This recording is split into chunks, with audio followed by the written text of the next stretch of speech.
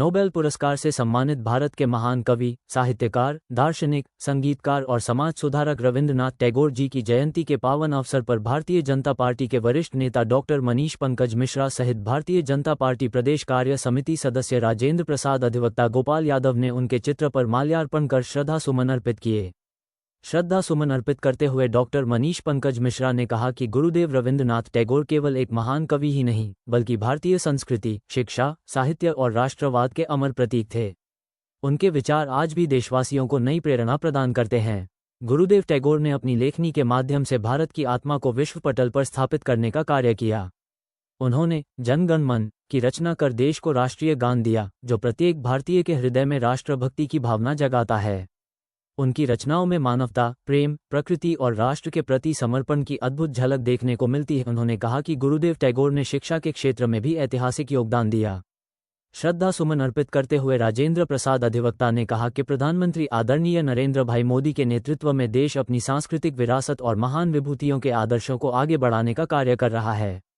Bharatiya Janata party सदैव राष्ट्र निर्माण में योगदान देने वाले महापुरुषों के विचारों को जन जन तक पहुंचाने के लिए प्रतिबद्ध है। उन्होंने कहा कि गुरुदेव रविंद्रनाथ टैगोर का जीवन हमें राष्ट्र प्रेम, मानवता और सामाजिक समरसता का संदेश देता है।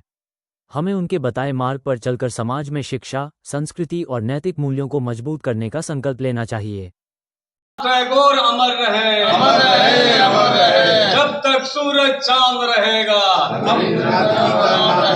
जब तक सूरज चांद रहेगा,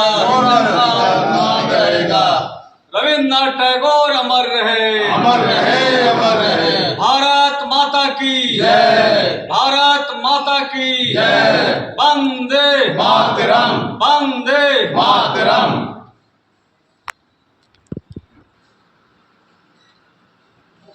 उनके चित्र पर पुष्पमाला चढ़ाकर श्रद्धा सुमन अर्पित किए हैं। वो देश के महान नोबेल पुरस्कार और रचनात्मक और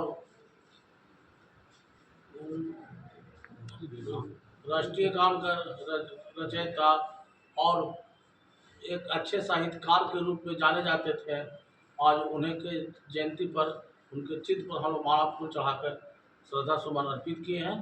उन्हें नमन वंदन करते हैं। मैं डॉक्टर मनीष पंकज, गया जी बिहार।